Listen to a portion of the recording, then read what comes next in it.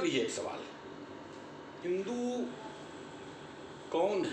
हिंदू तो भैया ये स्वयं है, साक्षात है, बकायदा 70% है। कलेजा हमारा फूल उठा कि देखो देखो भाई, हमारा फेफड़ा तो डांस कर रहा है। वैसे भाई साहब, राजू श्रीवास्तव का एक वीडियो सोशल मीडिया पर वायरल हो रहा है, उसी को लेकर रंजीत बाबू श्रीवास्तव भड़क गए और बयान ऐसा दिए हैं कि बेचारा हिंदू भी थक। मैं शुरू से कह रहा हूं, हिंदू धर्म को डैमेज करने की साजिश चल रही है।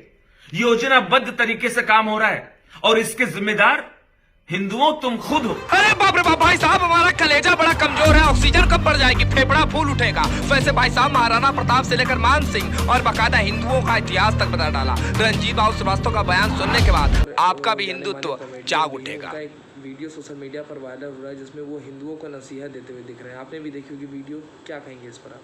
हिंदू को नसीहत देने से पहले सबसे पहले खुद को हिंदू बनाना पड़ेगा। हिंदू कौन है? हिंदू आप किसको कहेंगे? मैं आपको कुछ इतिहास के पन्ने पलट करके दिखाना चाहता हूं। अभी आपने महाराणा प्रताप की जयंती मनाई। मैं उन्हीं से अपने पक्ष को रखना चाहूंगा। एक प्रसंग आया है,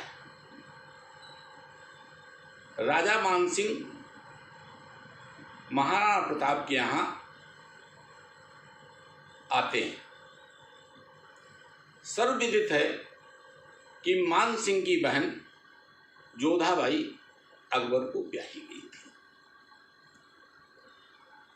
जाहिर सी बात है कि महाराणा प्रताप के भाई थे, वो भी राजा थे।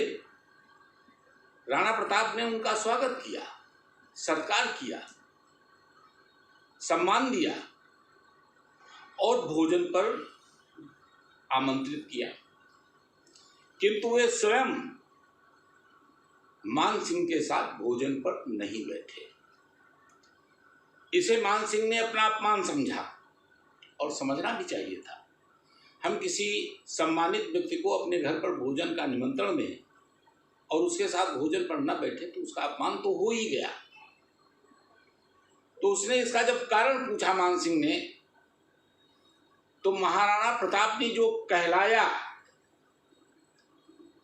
वो कुरुक्षेत्र की मैं 4 लाइनें जो रामाधारी सिंह दिनकर द्वारा लिखी गई हैं मैं बताना चाहूँगा कि जब मान शंका किसी विध भी न दूरीकृत हुई, कहला दिया है तुर्कणा से भगन संबंधित हुई। संशय नहीं तब असन भी तूने किया होगा वहां, फिर वीर बापा वंशधर के संग भोजन होगा। वो हिंदू थे।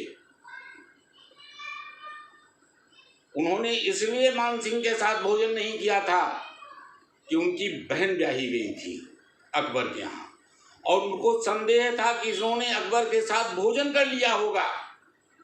इतनी बात पर राजा मान सिंह के साथ उन्होंने भोजन को त्यागा था।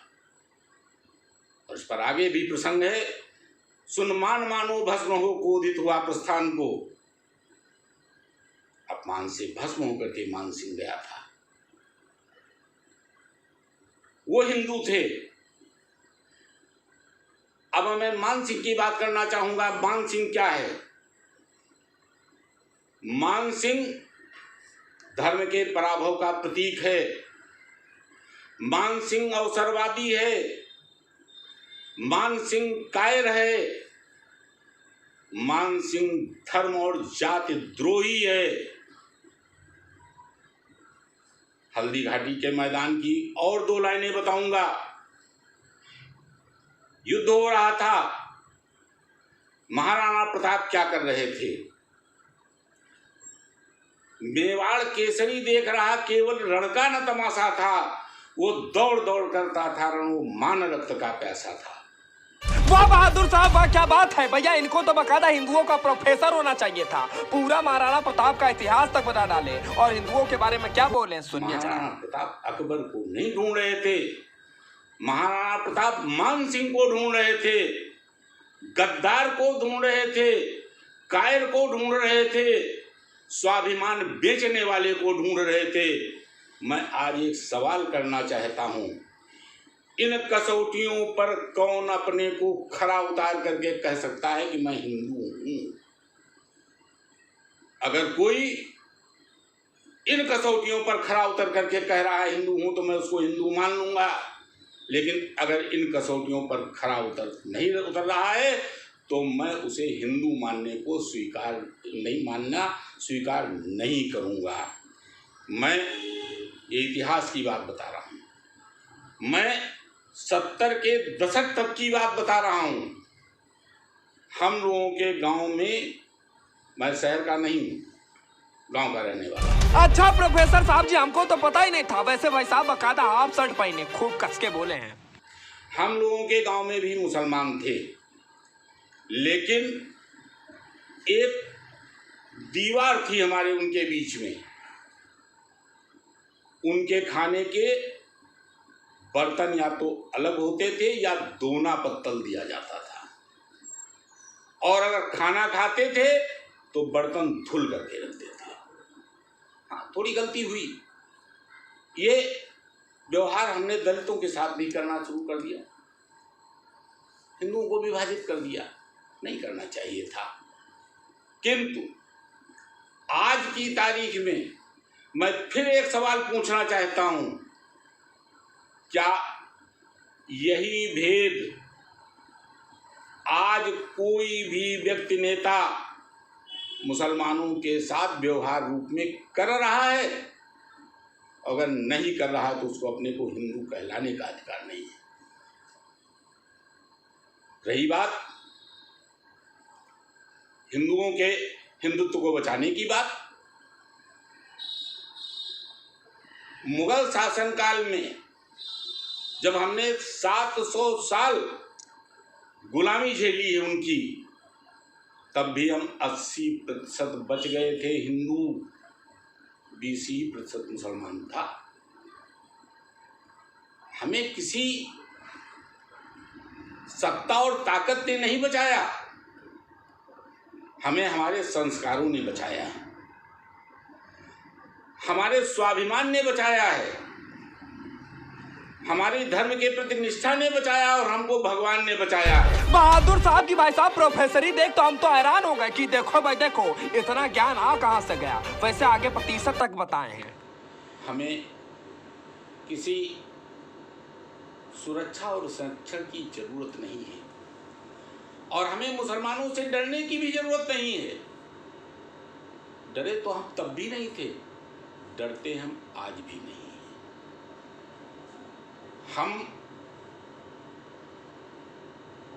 भेद या तो करते हैं तो पूरा करते हैं, और नहीं करते हैं तो नहीं करते हैं। आज मुझ पर भी एक सवाल है, मैं इस पर टिप्पणी नहीं कर रहा था, इसलिए कि गांधी जी ने गुड़ छुड़ाने के लिए गुड़ खाना बंद किया था। आज मैं 100% स्वयं हिंदू नहीं हूं, 75% हूं। मैं किसी 75% इसलिए कह रहा हूं, मैं किसी मजार पर चादर चढ़ाने नहीं जाता, मैं किसी मुसलमान के घर दावत खाने नहीं जाता, ईद मनाने नहीं जाता हूं, शादी ब्याह में नहीं जाता हूं, लेकिन संवैधानिक पद पर हूं। अभी बर्तन नहीं अलग कर पाया हूं, इसलिए 25% नहीं हूं, और जिस दिन ये भी कर ले जाऊंगा तब मैं अपने को 100% हिंदू कहूंगा। तो भैया जान गए कि रंजीत बाबू श्रीवास्तव कितने फीसदी हिंदू हैं। वैसे भाई साहब यही इनका कलेजा ठंडा नहीं हुआ। आगे हमने पूछ लिया कि भैया बंगाल में इतनी हिंसा हुई, सब लोग आलोचना कर रहे थे, बीजेपी हार गई, क्या हुआ, कहाँ थे इतने दिनों तक साथ? तो सुनिए क्या बोले। देखिए, हिंदू संगठित नहीं हो पा रहा है, उसके पीछे बहुत सी खामियां हैं जो हमारे अपने अंदर खुद हैं।